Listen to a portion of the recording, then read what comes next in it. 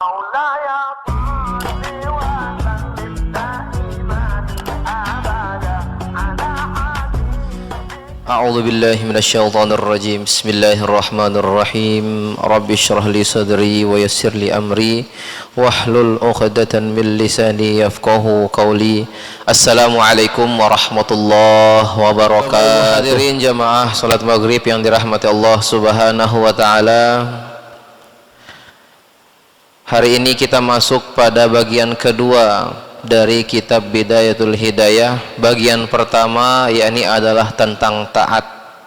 Wal qismus tsani fi ijtinabil ma'asi, yakni bagaimana cara kita meninggalkan maksiat atau menjauhkan diri kita dari maksiat. Ilan qala al-Imam Al-Ghazali rahimahullah, nafa'anallahu bihi wa bi ghaziri ulumihi fid dharain ad-dunya wal akhirah.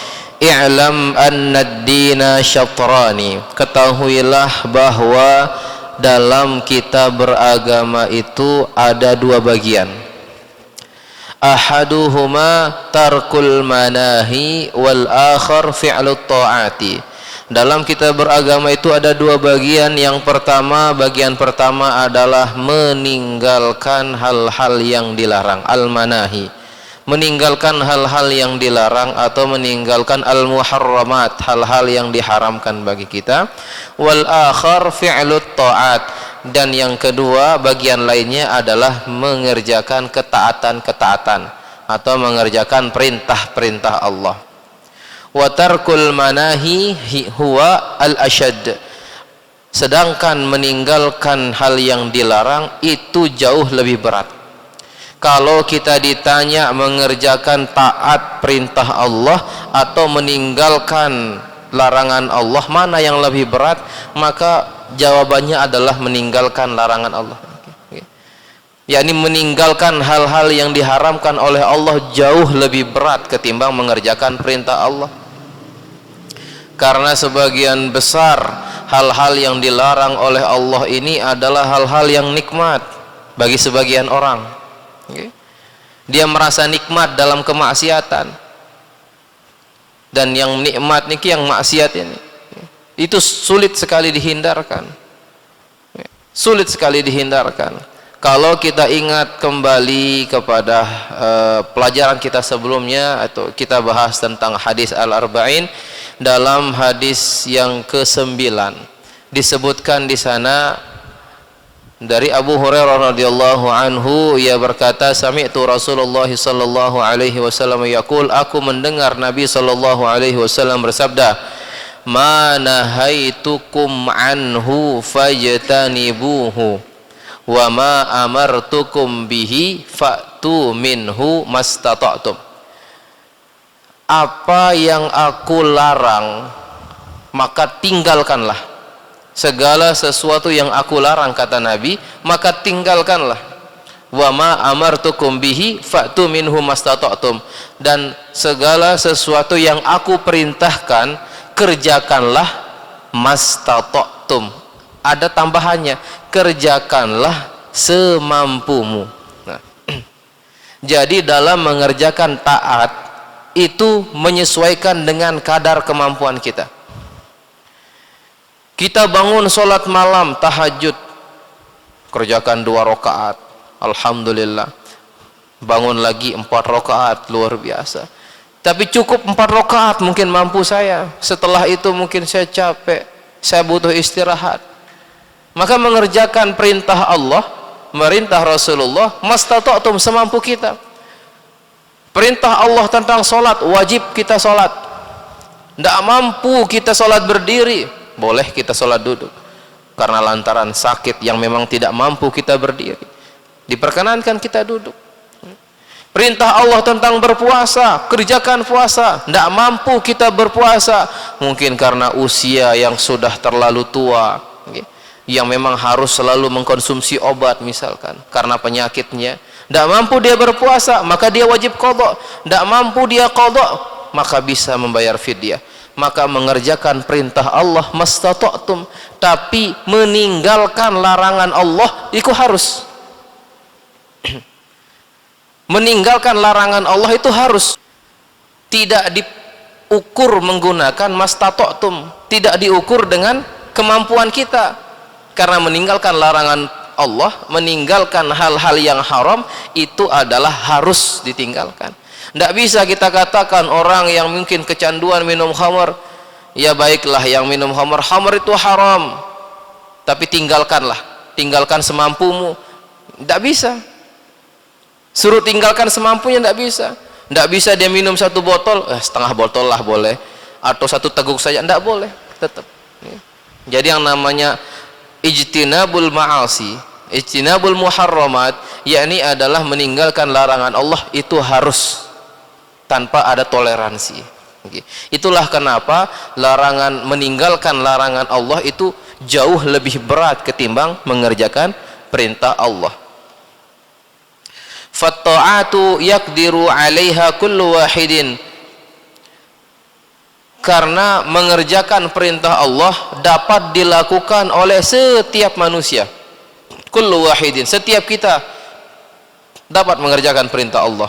Wa tarkus syahawati la yaqdiru alaihi illa siddiqun. Adapun orang-orang yang meninggalkan syahwat, meninggalkan nafsu, meninggalkan hal-hal yang dilarang, meninggalkan hal-hal yang haram, la yaqdiru alaihi illa siddiqun, tidak mungkin dapat dikerjakan, dilakukan kecuali oleh orang-orang as-siddiqun, orang-orang yang terpercaya, orang-orang yang benar-benar yakin, orang-orang yang kuat dalam pendiriannya. Seperti halnya puasa,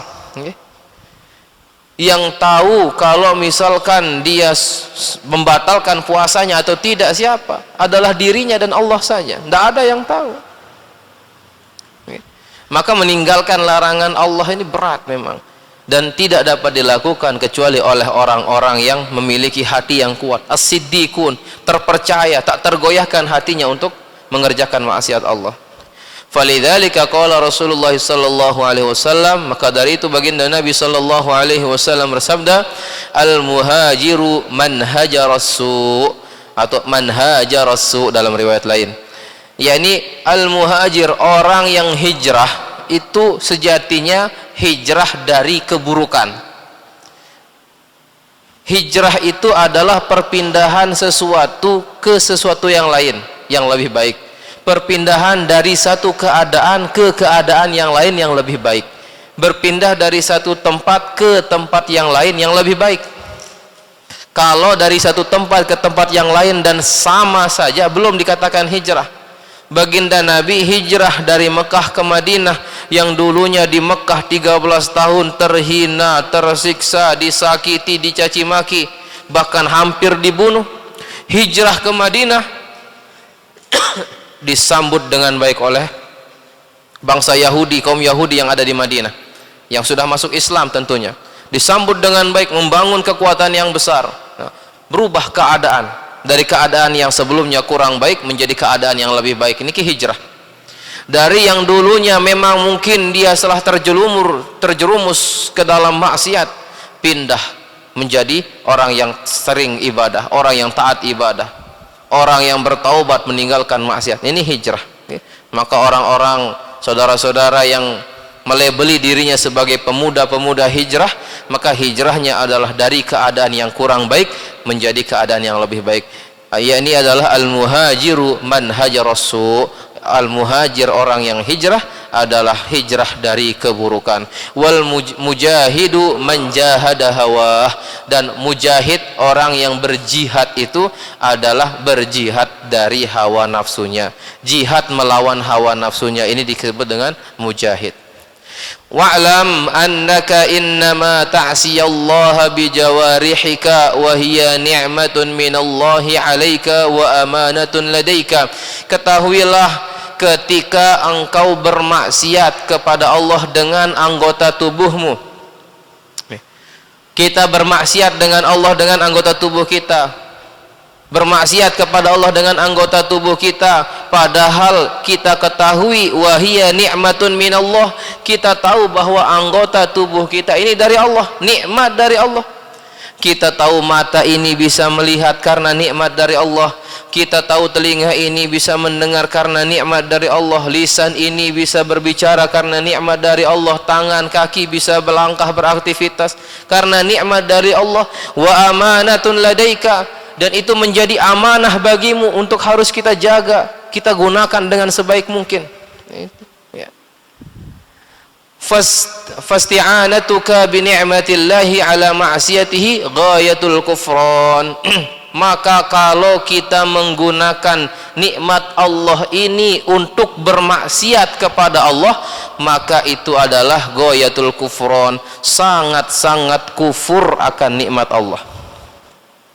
Tingkat kekufuran manusia tertinggi. Kufur di sini bukan berarti kafir, keluar dari ajaran Islam seperti murtad, tidak. Kufur di sini kufur nikmat, mengingkari nikmat yang Allah berikan. Jadi kufur itu tidak hanya kita tidak bersyukur saja, ya. Tidak hanya tidak mengucapkan alhamdulillah ketika Allah beri nikmat, tidak hanya itu bentuk kufur itu, tidak hanya itu. Tetapi kita melakukan maksiat dengan anggota tubuh yang merupakan nikmat Allah, ini bagian daripada kufur. Bahkan kata Imam Ghazali, ghayatul kufran, tingkat kufur yang paling tinggi. Allah beri kita mata untuk melihat, namun kita gunakan mata kita untuk melihat hal-hal yang diharamkan Allah. Allah berikan kita lisan untuk berbicara, namun lisan ini yang menjadi nikmat dari Allah, kita gunakan untuk menggunjing, kita gunakan untuk mencaci, kita gunakan untuk mengejek orang lain dan sebagainya. Maka itu termasuk ghayatul kufran, yakni kekufuran kita terhadap Allah. Wa khiyanatuka fi amanatin istauda'aha Allah, dan termasuk khianat, ya, berkhianat kita atas amanah yang sudah dititipkan Allah kepada kita. Amanat yang sudah dititipkan Allah kepada kita, tidak hanya anak dan istri, orang tua yang menjadi amanah Allah yang Allah titipkan, namun diri kita, apa yang ada dalam diri kita saat ini merupakan amanah dari Allah.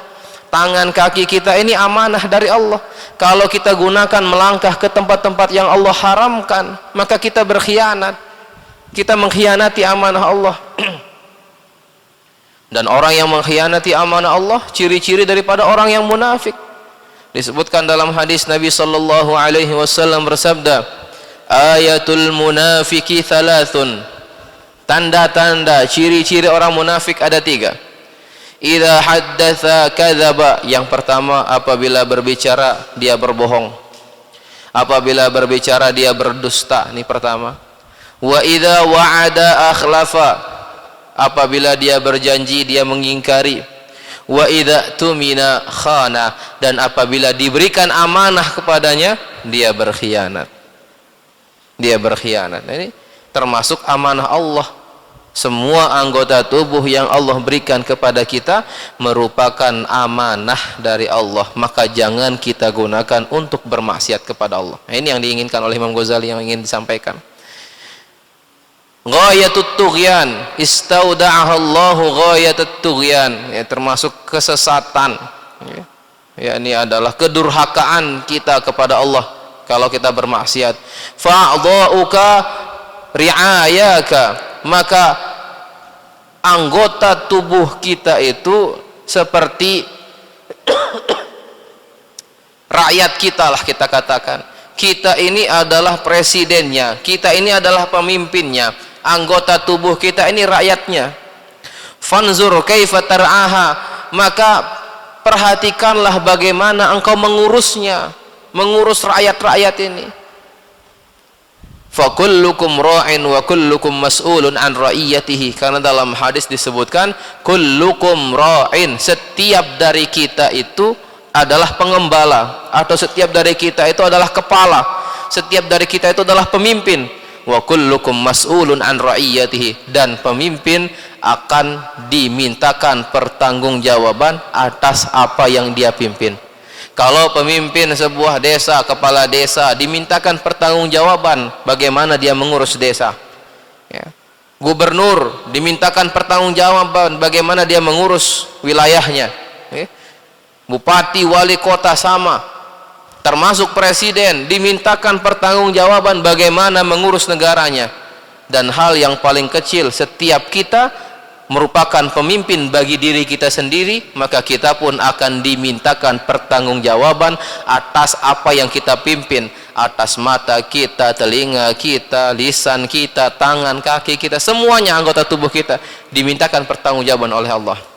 Wa'lam anna jami'a a'dha'ika satashhadu 'alaika fi 'arasatil qiyamati bilisanin talqin dhalik. Ketahuilah bahwa seluruh anggota tubuh kita nanti satashhadu 'alaika akan bersaksi atasmu. Kalau satashhadu 'alaika dalam bahasa Arab menggunakan ala itu berarti ada beban di dalamnya. Satashhadu 'alaika itu bersaksi atas keburukan-keburukan yang engkau lakukan. Niki maknanya. Tangan kita akan bersaksi, ini telah mengambil apa hak-hak milik orang lain, dia akan bersaksi nantinya. Mata ini akan bersaksi, dia telah digunakan melihat hal-hal yang muharramat, yang diharamkan. Termasuk telinga dan seluruh anggota tubuh bersaksi atasmu atas kesalahan yang kau lakukan dengan anggota tubuhmu. Fi arasatil qiyamah, di yaumil qiyamah nanti. Bilisanin talqin dzalikin, dengan lisan yang fasih, ndak terbata-bata, ndak kaku ngomongnya. Dengan lisan yang fasih dia akan berbicara nanti. Tangan kita, kaki kita, mulut kita, lisan, lidah kita, mata, telinga kita, perut kita akan berbicara seluruhnya.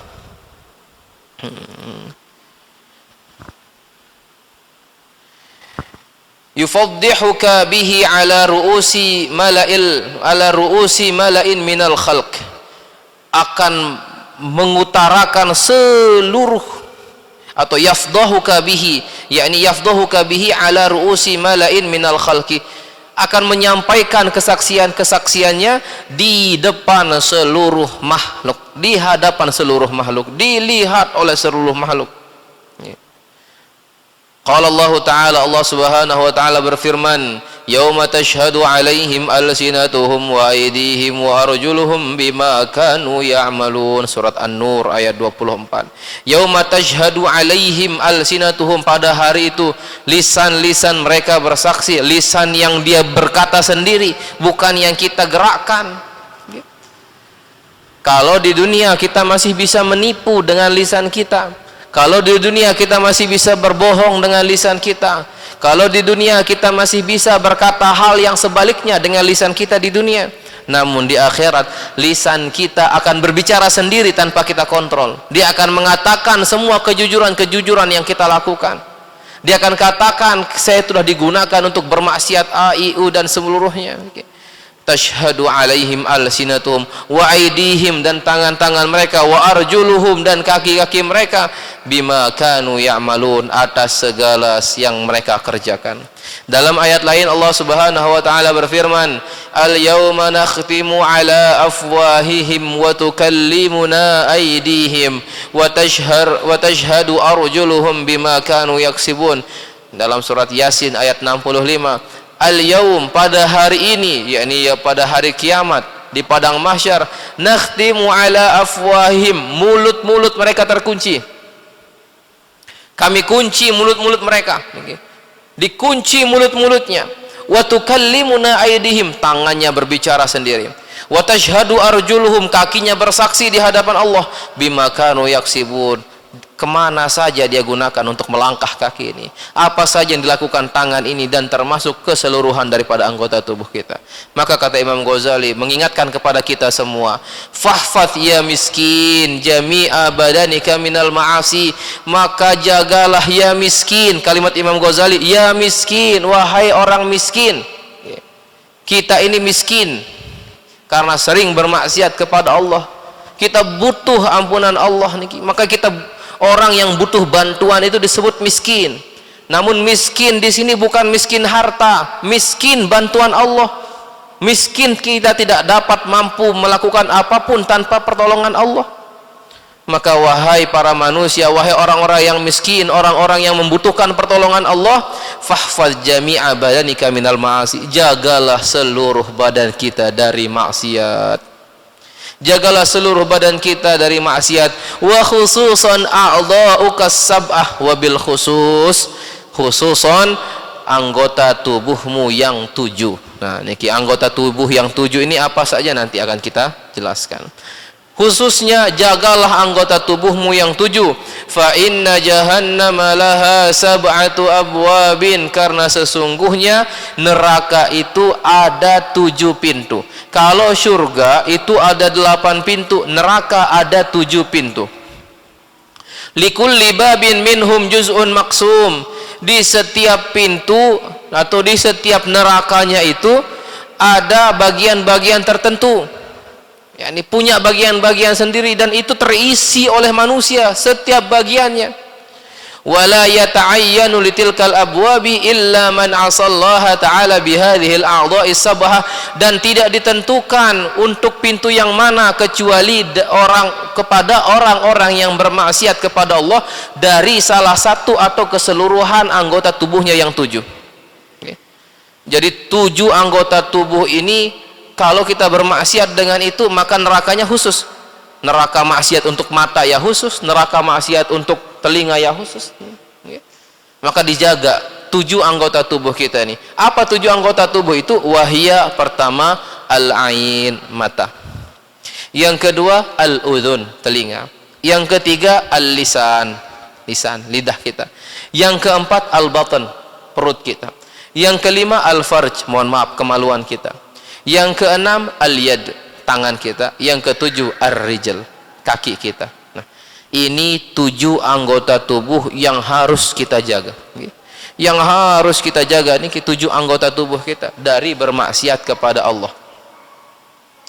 Wa ilaina al-an adabul ain, dan masuk kita pertama pembahasan tentang adabul ain, yakni bagaimana sih seharusnya adab mata ini. Bagaimana cara kita menjaga mata kita agar tidak terkena atau agar tidak melakukan maksiat dengan mata. Ammal ain, adapun mata, fa innama khuliqat laka litahtadiya biha fil dhulumat. Mata sesungguhnya Allah ciptakan untuk kita agar dapat petunjuk, ya, litahtadiya, dapat petunjuk biha fil dhulumat, dapat petunjuk dengan mata itu ketika kita berada dalam kegelapan, atau secara jamak-jamak dapat melihat dalam kegelapan. Niki gunanya mata kita. Wa tasda'ina biha fil hajat, dan membantu kita untuk menuntaskan segala macam hajat. Kita mau ke pasar, bisa kita lihat jalannya ke pasar dengan mata kita. Kita mau ke masjid, bisa kita lihat jalannya menuju masjid. Mempermudah segala hajat kita menggunakan mata. Wa tanzura biha ila ajaibi malakutil ardi was samawat. Termasuk juga mata kita gunakan untuk melihat ajaibi malakut, yakni keajaiban-ajaiban dari segala bentuk ciptaan Allah yang ada di muka bumi dan yang ada di langit. Mata kita lihat langit, subhanallah. Kita lihat gunung, subhanallah. Kita lihat laut, pantai, subhanallah. Segala bentuk ciptaan Allah yang indah-indah kita lihat seluruhnya, yang ada di langit dan yang ada di bumi. Wa ta'tabira bima fiha minal ayat, dan untuk kita mengambil i'tibar, mengambil pelajaran dari kita membaca tanda-tanda kekuasaan Allah. Ayat di sini tanda-tanda kekuasaan Allah pun juga dapat diartikan sebagai ayat-ayat Al-Qur'an, karena dengan mata kita mampu membaca ayat-ayat Al-Qur'an. Fahfadha an arba'in, maka jaga mata kita dari 4 hal. Niki, jaga mata kita dari 4 hal. Yang pertama, antanzura biha ila ghairi mahramin. Hati-hati jaga mata kita untuk agar tidak melihat kepada ghairi mahram, seseorang yang bukan mahram kita, laki-laki ataupun perempuan. Laki-laki melihat perempuan atau perempuan melihat laki-laki, sama. Boleh sebatas melihat, tetapi kalau sampai menikmati atau timbul nafsu, ini yang bahaya. Ini yang bahaya mata kita, karena kalau sudah kena mata kita maka masuklah dia ke dalam hati. Ini penyakit. Kalau mata kita selalu menikmati hal-hal yang haram, begitu kena dia mata kita dengan hal yang haram tersebut, akan berdampak kepada kebusukan hati. Bahkan sekalipun, mohon maaf, tiang pelungguh merem, sekalipun kita merem, itu bayangan yang tadi itu kita lihat ada membekas. Ini luar biasanya. Maka jaga mata kita dari hal-hal yang haram. Pertama, jaga mata kita daripada melihat sesuatu atau seseorang yang bukan mahram kita, ya. Wabil khusus bagi yang laki-laki ketika melihat kepada lawan jenis yang bukan mahramnya. Ini hati-hati, jangan terlalu sering dilihat, karena itu akan menimbulkan fitnah dan menimbulkan penyakit pada mata kita, terlebih lagi penyakit dalam hati. Wa ila suratin mulihatin wala bisyahwati nafsin. Dan juga yang kedua, jaga mata kita untuk melihat gambar-gambar yang mulihah, yakni menggairahkan, gambar-gambar yang mengundang nafsu syahwat, ya. Sekalipun ketika itu kita melihatnya bila bisyahwati nafsin wala bisyahwati nafsin, yakni sekalipun tidak ada nafsu di dalamnya, tetapi jangan kita melihat gambar-gambar yang mungkin agak terbuka dan sebagainya, sekalipun ketika itu kita melihatnya bukan dengan nafsu, tetapi lama kelamaan itu akan menjadi perusak, penyakit daripada mata kita. Yang ketiga, au tanzura biha ila muslimin bi'ainil ihtiqar. Nah, ini juga yang ketiga, melihat, hati-hati, jaga mata kita agar jangan sampai melihat kepada muslim bi'ainil ihtiqar, dengan mata yang merendahkan. Melihat orang lain dengan mata yang merendahkan, penyakit. Melihat orang lain dengan mata yang menghinakan. Dia lihat orang, misalkan mohon maaf, jalan di depannya dalam keadaan yang kurang baik, atau dengan pakaian yang compang-camping, dengan aroma yang busuk misalkan, dia matanya langsung mengisyaratkan bahwa ini adalah orang jelek, ini adalah orang buruk, ini dan sebagainya. Hati-hati, jangan sampai dengan mata kita ini kita melihat seseorang dengan pandangan ihtikor, dengan pandangan merendahkan. Ini yang dilakukan iblis dulu ketika ditanya oleh Allah kenapa tidak mau sujud kepada Nabi Adam, karena iblis memandang Nabi Adam lebih rendah dari dia. Apa yang menyebabkanmu tidak mau sujud kepada Nabi Adam? Idh amartuk, padahal aku merintahkanmu ya iblis. Kata iblis, ana khairun minhu, saya lebih baik dari dia. Sifatnya yang itu menandakan matanya melihat Nabi Adam dengan pandangan yang rendah. Saya lebih baik dari Nabi Adam. Khalaqtani min narin wa khalaqtahu min tin. Ya Allah, engkau ciptakan aku dari api dan kau ciptakan Adam dari tanah. Tanah rendah, tanah itu hina, tanah itu di bawah, aku api lebih tinggi. Memandang seseorang dengan pandangan yang rendah, memandang seseorang dengan pandangan yang menghinakan, ini termasuk maksiat. Au tattali'u biha ila aibi muslimin, termasuk juga yang keempat. Tadi kan jaga 4 hal, jaga mata kita dari 4 hal. Yang keempat adalah jaga mata kita dari melihat aib sesama muslim. Jaga mata kita dari melihat aib sesama muslim. Ini kalau misalkan memang tak sengaja terlihat aib seseorang, menemukan kita aib seseorang, segera minta taubat kepada Allah, minta ampun kepada Ustaz. Kenapa kita minta ampun? Kan yang melakukan dosa dia, yang bermaksiat dia. Kita kan hanya melihat, minta ampun sama Allah. Karena bisa jadi dengan melihat aib tersebut, mata kita melihat aib tersebut, ini merusak ke dalam hati kita. Efeknya nanti mungkin bisa jadi kita ikut-ikutan bermaksiat, atau mungkin bisa jadi dia akan masuk kepada penyakit lisan kita, dia mulai ceritakan aib-aib itu ke orang lain. Nah, maka kalau kita melihat aib daripada saudara kita sesama muslim, minta tolong, minta taubat kepada Allah, minta ampun sama Allah agar dibersihkan dari hal-hal tersebut. Minta ampun sama Allah dan berdoa kepada Allah agar yang melakukan maksiat tersebut dapat dimaafkan oleh Allah dan bisa berubah. sebagaimana yang dicontohkan oleh baginda Nabi alaihi salatu wassalam ketika beliau berada di Mekah, ketika lagi sangat-sangat membutuhkan pertolongan, beliau hijrah ke Taif bersama beberapa para sahabat. Hijrah ke Taif, sampai di Taif, di situ baginda Nabi justru malah disakiti.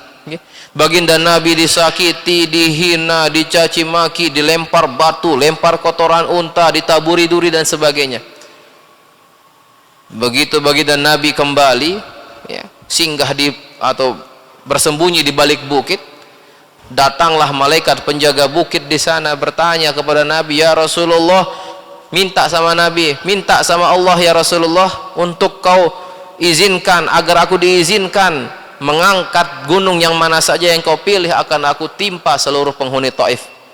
Ini kata malaikat. Kata Nabi apa dengan tersenyum? Mereka itu hanya tidak tahu. Mereka itu hanya tidak tahu. Sekalipun Nabi melihat kesalahan dari orang lain, Nabi katakan mereka itu tidak tahu apa-apa.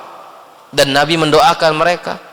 Kata Nabi apa? Ya Allah, kalau mungkin bukan mereka yang beriman kepadamu, jadikanlah anak-anak mereka, cucu-cucu mereka, keturunan-keturunan mereka adalah ummatun ya'budunaka wa la yusyrikuna bika syai'a, umat-umat yang senantiasa menyembahmu dan tidak akan menyekutukanmu dengan apapun. Ini luar biasa.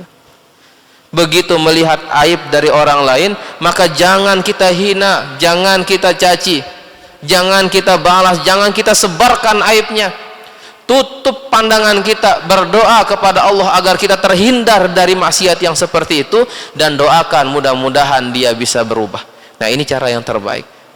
Berat, tapi itulah yang harus kita lakukan. Itulah kenapa Imam Ghazali katakan ijtinabul manahi asyad, yakni meninggalkan maksiat itu jauh lebih berat ketimbang mengerjakan taat, ibadah.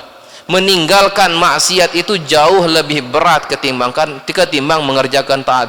Kalau menyuruh sembahyang, semua kita bisa melaksanakan sholat, tapi kalau disuruh tinggalkan maksiat, sulit, kecuali bagi orang-orang as-siddiqin, kecuali bagi orang-orang yang dalam hatinya penuh kepercayaan kepada Allah dan Rasulnya, mengharap ridha Allah dan Rasulnya. Hadirin wal hadirat yang dirahmati Allah Subhanahu wa taala, mudah-mudahan tiang pelungguh bisa dijaga oleh Allah, ya, dijaga kita oleh Allah agar terhindar kita dari segala macam maksiat, dari segala macam fi'lul muharramat, dari segala macam bahaya. Mudah-mudahan tiang pelungguh bisa istiqomah dalam ketaatan kepada Allah, dan insyaallah pada pertemuan yang akan datang kita masuk kepada adabul udzun, dan seterusnya kita akan bahas bagaimana cara menjaga diri kita, wabil khusus anggota tubuh kita yang 7 agar terhindar dari maksiat. Hadani wa iyyakum ajma'in. Bapak-bapak, ibu-ibu yang dirahmati Allah Subhanahu wa taala, mari kita sama-sama berdoa kepada Allah untuk mengakhiri majelis kita pada malam hari ini. A'udzubillahi minasyaitonir rajim. Bismillahirrahmanirrahim. Alhamdulillahi rabbil alamin, wassalatu wassalamu ala asyrafil anbiya'i wal mursalin wa ala alihi wa sahbihi ajma'in. Allahumma la ilma lana illa ma 'allamtana wa 'allimna ma yanfa'una warzuqna 'uluman tanfa'una fid din wa dunya wal akhirah. Allahumma inna na'udzubika min 'ilmin la yanfa' wa min qalbin la yakhsha' wa min nafsin la tashba' wa min da'watin la yustajabu laha. Allahumma ij'al jam'ana hadha jam'an mubarakan marhuma wa tafarruqana min ba'di hadha tafarruqan muwafaqan hasanan ma'suma. Allahumma la tada' lana fi مقامنا هذا ذنبا إلا غفرته ولا هما إلا فرجته ولا دينا إلا قضيته ولا مريضا إلا شفيته ولا جاهلا إلا علمته ولا معسرا إلا يسرته ولا حاجة من حوائج الدنيا والآخرة إلا يسرتها وقضيتها برحمتك يا أرحم الراحمين. ربنا هب لنا من أزواجنا وذرياتنا قرة أعين واجعلنا للمتقين إماما. ربنا آتنا في الدنيا حسنة وفي الآخرة حسنة وقنا عذاب النار. وصلى الله على سيدنا محمد وعلى آله وصحبه أجمعين والحمد لله رب العالمين. الفاتحة.